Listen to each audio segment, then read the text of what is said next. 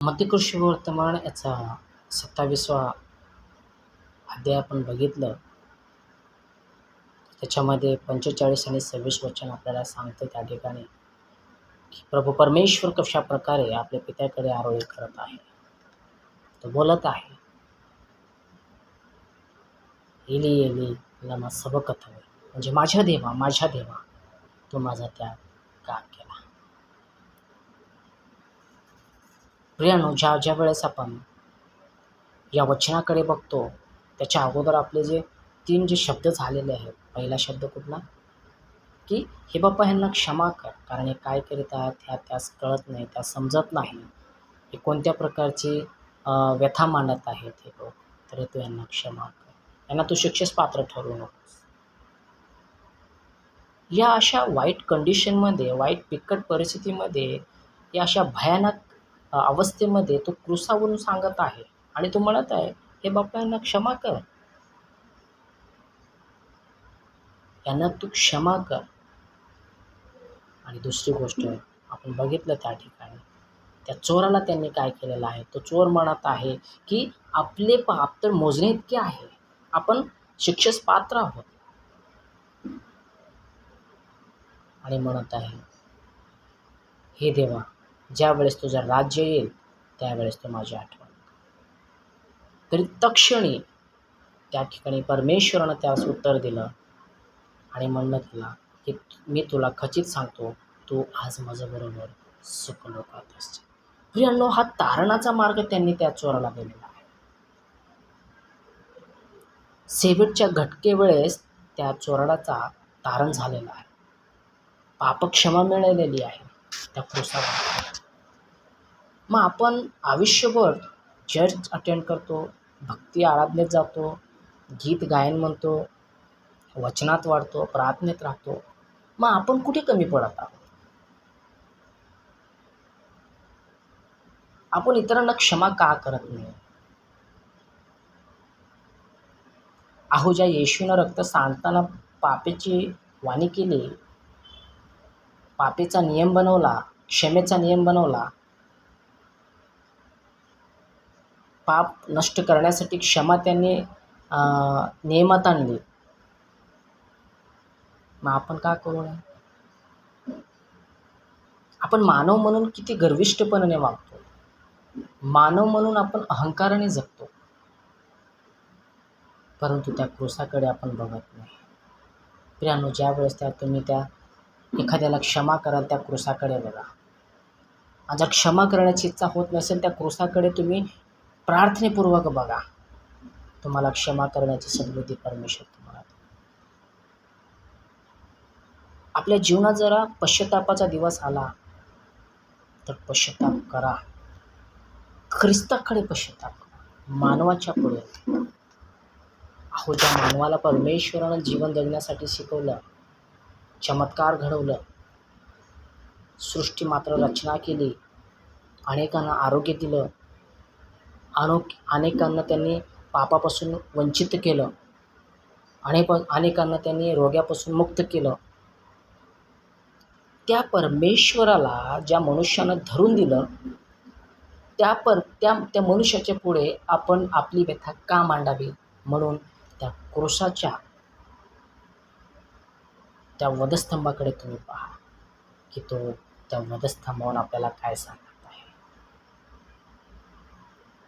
आपण पश्चाताप प्रत्येकाने केला पाहिजे. आणि जो तिसरा जो शब्द आहे तो जबाबदारीचा शब्द आहे.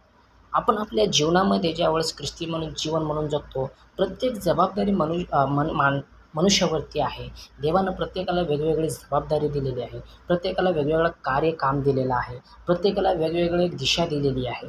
परंतु याच्यामध्ये ही एक जबाबदारी त्यांनी एक वेगळीच मांडलेली आहे. ती जबाबदारी कशाची आहे की ज्यावेळेस तो क्रूसावरती आहे, ज्यावेळेस त्याचं कुटुंब त्या ठिकाणी आहे, ज्यावेळेस मारिया त्या ठिकाणी आहे, त्याला आपल्या आईची काळजी आहे, त्याला आपल्या आईची चिंता आहे, आणि तू त्या क्रूसावरून म्हणत आहे की हे बाई, माझ्यासाठी तू रडू नकोस, ही तुझी, आणि त्या ठिकाणी यहोवान जो होता त्याला म्हणत, ही तुझी आई आणि हा तुझा मुलगा. बाई पहा, हा तुझा मुलगा आणि ही तुझी आई. प्रियांनो, आपल्या जीवनामध्ये कुठला प्रसंग आल्यास तर आपण जबाबदारीला मागे हटतो का? आपली आध्यात्मिक जबाबदारी आपण आपण प्रामाणिक पार पाडतो. आपण जबाबदारीचे लोक आहोत. आपल्याला ख्रिस्तानं जबाबदारी म्हणून या जगात पाठवलेलं आहे आणि ती जबाबदारी सुवार्थाची जबाबदारी आहे. ती वचनाची जबाबदारी आहे.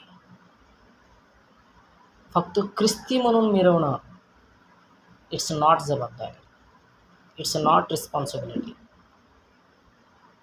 तर तुमची जबाबदारी काय आहे की तुम्ही चांगली जबाबदारी कशा प्रकारची घ्यावी, आपल्यावरती ते लादून घ्यावं जे परमेश्वरानं केलं.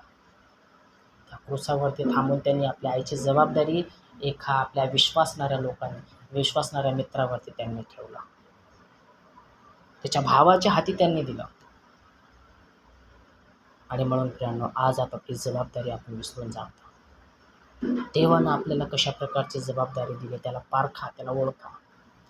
आणि जो चौथा जो शब्द आहे आपण बघतो प्रियांनो, माझ्या देवा, माझ्या देवा, तू माझा त्याग का केला. प्रियांनो, माझ्या देवा, तू माझा त्याग का केला. प्रियांनो, परमेश्वर हा देव कधी त्याग करत नाही, परंतु या ठिकाणी ही व्यथा खूप विचित्र प्रकारे मांडण्यात आलेली आहे. ती कशा प्रकारे? कारण देवाचं वचन काय सांगतं? मी आणि पिता एकच आहोत. जो मला अनुसरतो तो पित्याला अनुसरतो.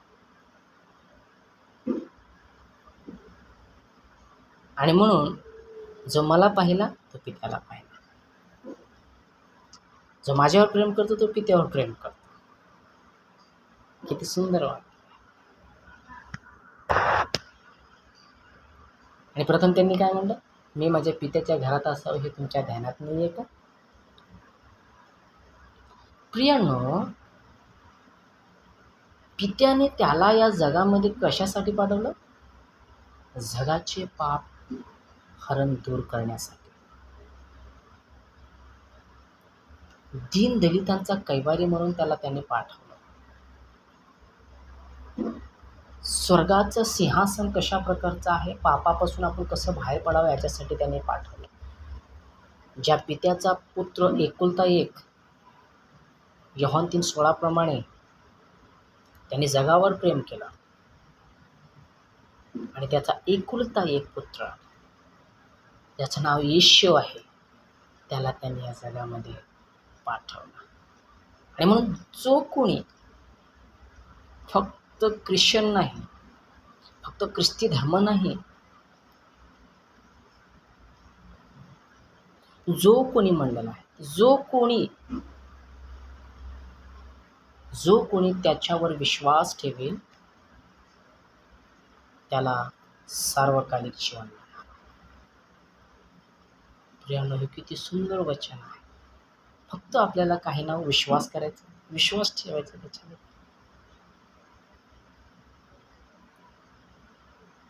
आपल्याला विश्वास ठेवायचा आणि सार्वकालिक जीवन घ्यायचं. फुकट आहे. कुठला फॉर्म भरायचा नाही आहे, कुठल्या फॉर्मॅलिटीज पूर्ण करायचं नाही आहे. तरी तुम्हाला एक आश्वासन रूप म्हणून एक वचन आहे. एक तुमच्यासाठी लॉकरसारखं एक माध्यम आहे हे वचन. जो कोणी त्याच्यावर विश्वास ठेवतो त्याचा नाश होणार नाही, तर त्याला काय मिळेल? सार्वकालिक जीवन मिळेल. आणि ज्यावेळेस स्वर्गातून वाणी झाली त्यावेळेस तो काय म्हणत होता? स्वर्गातून अशी वाणी झाली की हा माझा परमप्रिय पुत्र आहे आणि याचवर मी संतुष्ट आहे, तुम्ही याची ऐका.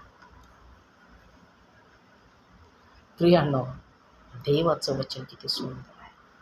स्वर्गातून वाणी ती कबुतराच्या द्वारे त्याच्या जवळ आली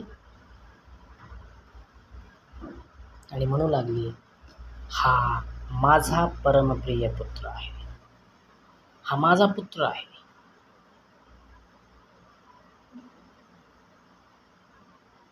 हा माझा पुत्र आहे, माझं लेकरू आहे.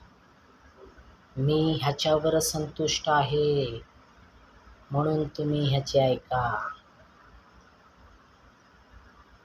आणि त्या ठिकाणी योहान म्हणतो, प्रियांनो, जो माझ्या पाठीमागून येत आहे, मी त्याच्या पायथ्यानाचा बंधन सोडण्याची देखील माझी पात्रता नाही. म्हणजे एवढं पवित्र आहे तो. आणि त्या पवित्र प्रभू ज्यावेळेस या क्रूसावरती विहळणीमध्ये असताना, अडचणीत असताना, समस्येत असताना, रक्ताच्या भोंबाळ्यात असताना, शरीराचा प्रत्येक भाग तुटत असताना, मोडत असताना, कळत असताना, तो पित्याला म्हणत आहे, हे माझ्या देवा, तू माझा त्याग का केलास?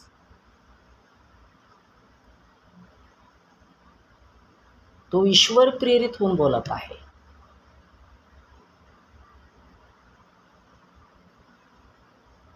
मला सर्व जगाने सोडले तरी माझा परमेश्वर मला सोडेल, ही अपेक्षा त्याच्यावर होती.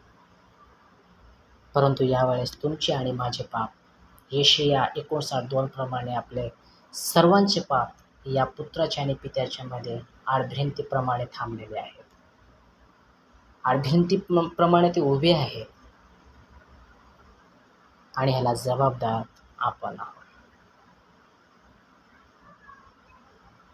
ज्या ख्रिस्तासोबत त्याचे 12 शिष्य, राष्ट्र, तेथील लोक, तेथील प्रजा, तेथील समुदाय, त्याच्यावर विश्वास करणारे लोक, त्यावेळेस कोणीच त्याला मदत करू शकले नाही. आणि या विरोधात कोणीही रोमी साम्राज्याला त्यांनी बोललं नाही. पिलाताच्या राज्यकारभाराला त्यांनी कोणी हातबोट केला नाही.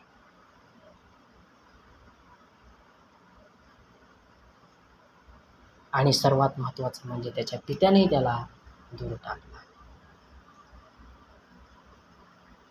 म्हणजे आपले पाप एवढे घट्ट एकनिष्ठ झालेले आहेत की त्या पुत्राची वाणी त्या पित्याला जात नाही. म्हणजे आपण पापाच्या मोहात इतके होतो, आजही ते चालू आहे घटिका. म्हणून आपली प्रार्थना कुठेतरी कमी पडत आहे.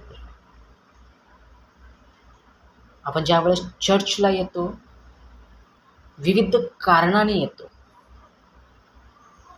ज्यामध्ये आपला लोभ असतो, आपला स्वार्थ असतो. आणि म्हणून त्यावेळेस आपण कुठेतरी कमी पडतो. ज्या परमेश्वरानं त्या क्रूसावरती आपल्याकरिता प्राण दिला, आपल्या स्वतःसाठी आपलं अंग मोडिलं, आपल्या शरीराची छावणी करून घेतली, आपल्या शरीराचा पूर्ण नायनाट त्यांनी केला, तो परमेश्वर त्या ठिकाणावर म्हणत आहे, आरोळी करत आहे, पण त्याची वाणी, त्याची आरोळी त्याच्या पित्याकडे जात नाही. कारण तुमचे आणि माझे पाप एवढे घट्ट झालेले आहेत की त्या हिमालय पर्वतासारखे आहेत, त्या माउंट एव्हरेस्टसारखे आपले पाप त्या ठिकाणी मध्यस्थ झालेले आहेत. तरी देखील हे पाप तोडण्यासाठी तो सर्वसमर्थ त्या ठिकाणी आपल्या सर्वांचे पाप झेलत आहे त्या क्रूसावरती. कारण तुम्ही आणि मी चांगलं जगावं, तुमचं आणि माझं जीवन शुद्ध व्हावं, तुम्ही आणि मी प्रकाशात चालावं, तुम्ही आणि मी सदोदित चांगलं असावं, तुम्ही आणि मी आपले प्रत्येक जे काय केलं त्यांनी, स्वतःला वधस्तंभावर त्याने समर्पण केलं आणि स्वतःने त्याने आपल्या पापाची मजुरी मोजली आणि तो आपल्या पित्यापासून विभक्त झाला. तो आपल्या पित्याला कधीच दोष दिला नाही. या प्रसंगाने सूर्य ढगाळ झाला, या सौर पृथ्वीवर अंधकार पडला, या तारणाने त्याने प्रीतीचा पाया घातला आणि आपल्या पापाचं रक्त सांडून तो पापाला मोडून काढलं, आपल्या पापाची खंडणी भरली, पापाचा प्रतिनिधीमधून त्याला संबोधलं गेलं. आणि म्हणून प्रियांनो, हे अशा प्रकारच्या ज्या घटना आहेत या वाक्यात आपण पाहतो. आणि पुढे जे बघतो आपण, जे 5वं जे वचन आहे, काय म्हणलेलं आहे, योहान 18:28 मध्ये काय म्हणत आहे की मला तहान लागलेली आहे. जो येशू, मी जिवंत पाणी आहे, मी जीवनाचा झरा आहे, असा म्हणणारा परमेश्वर आज त्याला तहान लागलेली आहे. म्हणजे विचार करा प्रियांनो, तो एक मानवस्वरूपी देखील मानवस्वरूप म्हणून आपल्यामध्ये तो जगला.